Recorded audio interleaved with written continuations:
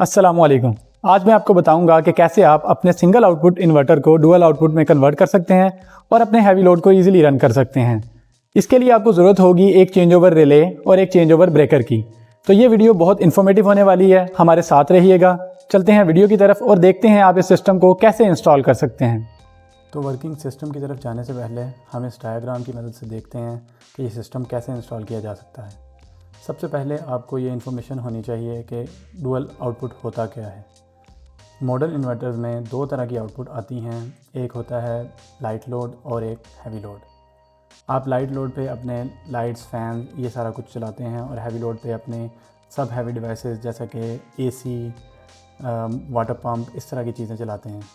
उसका रीज़न ये है कि जब लाइट ऑफ हो जाती है तो बैटरी के एक सर्टन वोल्टेजेस को देखते हुए ये सिस्टम हैवी लोड को ऑफ़ कर देता है, जिससे आपकी बैटरीज़ कंज्यूम होने से बच जाती हैं। फॉर एग्ज़ाम्पल, अगर रात के वक्त लाइट बंद हो जाए और आपके एसी चल रहे हों तो वो बैटरी कंज्यूम फुली नहीं करेंगे और आपने जो वोल्टेज सेट किए होंगे वहाँ पे वो बंद हो जाएंगे। तो जिन लोगों के पास पुराने इन्वर्टर्स हैं जिनमें सिर्फ सिंगल आउटपुट होती थी, वो अपने इन्वर्टर को डुअल आउटपुट कैसे बनाएं?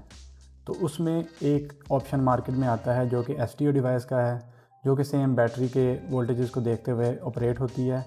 एक तो उसकी वायरिंग बहुत डिफ़िकल्ट है और वो 10,000 रुपये की आती है, तो बहुत ज़्यादा कॉस्टली हो जाती है जस्ट एक छोटे से फ़ीचर के लिए।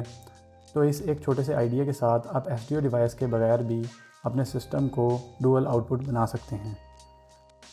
तो अब डायग्राम की तरफ चलते हैं और देखते हैं कि हमने क्या चेंज इसमें किया है जो हमारे सिस्टम को डुअल आउटपुट बना देगा।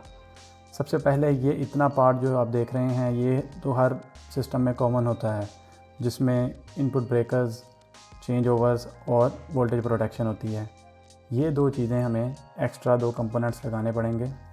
ये एक सिंपल चेंज ओवर है और ये हमारी चेंज ओवर रिले है। ये रिले मैग्नेटिक कॉयल के ज़रिए वर्क करती है। इस पर आप दो इनपुट्स प्रोवाइड कर सकते हैं और आपको एक आउटपुट मिलती है। ये वाले पॉइंट्स नॉर्मली क्लोज होते हैं, लेकिन जब मैग्नेटिक कॉयल को करंट दिया जाता है तो ये अपने कनेक्शन यहाँ से ब्रेक करके इन पॉइंट्स के साथ मेक कर लेती है और आपकी आउटपुट इस इनपुट के ज़रिए चली जाती है। तो चलते हैं सिस्टम की वर्किंग की तरफ। सबसे पहले यहाँ ग्रिड इनपुट कनेक्ट की जाएगी, जो कि VA से होते हुए इन्वर्टर के इनपुट ब्रेकर, दोनों चेंज ओवर्स और इस रिले की एक इनपुट पे लगा दिए जाएंगे।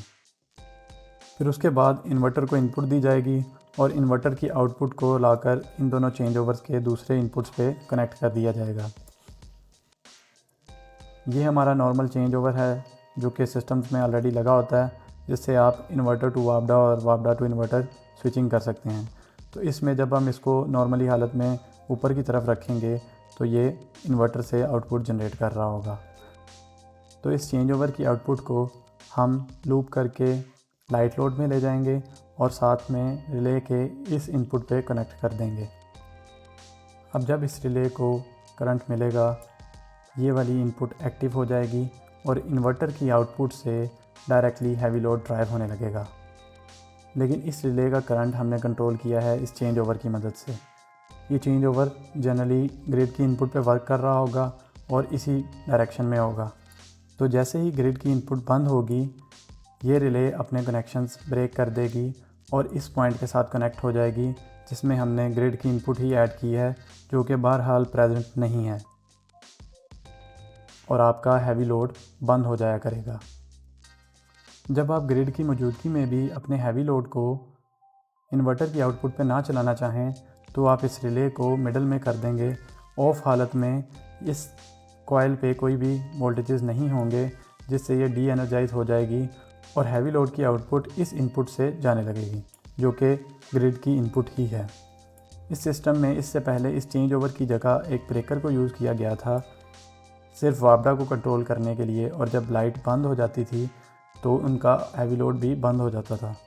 अब क्लाइंट की रिक्वायरमेंट ये थी कि जब वो चाहें और उन्हें पता हो कि पीक आवर्स में वो अपने हैवी लोड को या एसी को इसी इन्वर्टर की आउटपुट पे ड्राइव कर सकते हैं और सोलर इतना परफॉर्म कर रहा है तो वो इसे फोर्स रन कर सकें, जिसकी वजह से हमने यहाँ पे एक चेंज ओवर ऐड किया है। अब जब लाइट चली जाएगी और ये रिले अपने कनेक्शंस ब्रेक कर देगी और इस इनपुट के साथ कनेक्ट हो जाएगी तो हैवी लोड तो बंद हो जाएगा, लेकिन अगर वो चाहें तो इस चेंज ओवर को ऊपर की तरफ करके इन्वर्टर की आउटपुट के ज़रिए इस कॉइल को मैग्नेटाइज कर सकते हैं, जिससे इन्वर्टर की आउटपुट अगेन हैवी लोड में जाना शुरू हो जाएगी। इस सिस्टम में डिफरेंस बस ये है कि बैटरीज इन्वॉल्व नहीं हैं।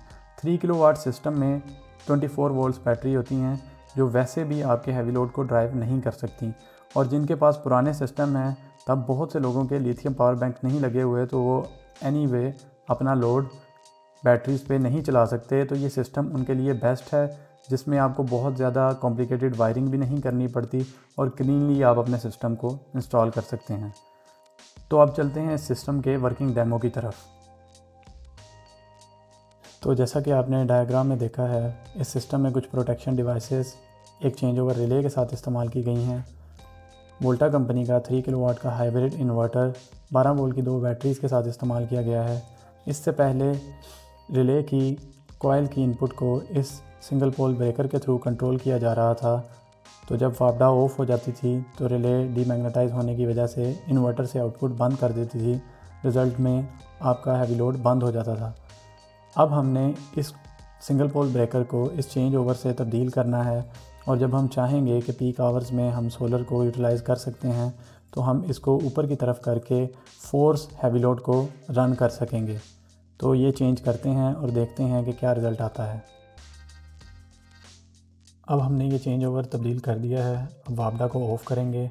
जैसे ही वापडा ऑफ़ होगी तो हमारा हैवी लोड डिस्कनेक्ट हो जाएगा, क्योंकि ये रिले अब एनर्जाइज नहीं है और लाइट लोड चल रहा है। आप इस चीज़ को इन्वर्टर पर भी देख सकते हैं कि वापडा इस वक्त ऑफ़ है। अब हम जब इस चीज़ को फोर्स करना चाहेंगे कि इन्वर्टर हमारा हैवी लोड ड्राइव करे और सोलर इनफ है, तो हम मैनुअली इस चेंज ओवर को ऊपर की तरफ करके अपने हैवी लोड को भी ऑन कर सकते हैं, जिससे रिले दोबारा मैग्नेटाइज हो जाएगी और हमारा हैवी लोड इन्वर्टर की आउटपुट पे ऑन हो जाएगा, हालांकि वापडा ऑफ है। इस चेंज ओवर को मिडिल में करने से कॉइल डी एनर्जाइज हो जाएगी और अपने कनेक्शंस नॉर्मली क्लोज्ड इनपुट के साथ मिला लेगी, जो कि वापडा है। इस सिस्टम को इंस्टॉल किए 8 मंथ हो चुके हैं और ये सिस्टम बहुत बेहतरीन परफॉर्म कर रहा है और रिले भी वर्क कर रही है। इसमें किसी किस्म की कोई ख़राबी देखने को नहीं मिली। तो अगर आप भी चाहें तो इस सिंपल से आइडिया के साथ अपने सिंगल आउटपुट इन्वर्टर को डुअल आउटपुट में कन्वर्ट कर सकते हैं और हैवी लोड को ड्राइव कर सकते हैं। तो ये सिस्टम हमने इंस्टॉल किया था जवाद भाई के घर आज से कोई 8 महीने पहले। तो उनसे उनका फीडबैक लेते हैं और पूछते हैं सिस्टम कैसा परफॉर्म कर रहा है, और अगर उन्हें उसमें कोई मसला था तो वो अब रिजॉल्व हो गया है कि नहीं। हाँ जी, अस्सलाम वालेकुम। हाँ जी, ये सिस्टम हमने लास्ट ईयर इंस्टॉल किया था। तो लास्ट ईयर बहुत बेहतर एफिशिएंसी थी इसकी, बहुत अच्छी परफॉर्मेंस थी। तो लेकिन हमारी एक विश थी, हमें जो एक इशू हमने लास्ट ईयर फेस किया कि अगर वो वापडा ऑफ है तो उस टाइम पे हमारा एसी भी ऑफ हो जाता था। तो हम ये चाहते थे कि अगर पीक टाइम में हमारा सोलर अच्छी एफिशिएंसी दे रहा है तो उस दौरान अगर वापडा ऑफ हो जाता है तो हमारा जो एसी है वो ना ऑफ हो, वो चलता रहे। तो उसके लिए हमने इसमें थोड़ी सी मॉडिफिकेशन की है, जिसके बारे में ये एक ब्रेकर लगाया है, जिसके बारे में उमैर भाई आपको ज़्यादा बेहतर गाइड करेंगे।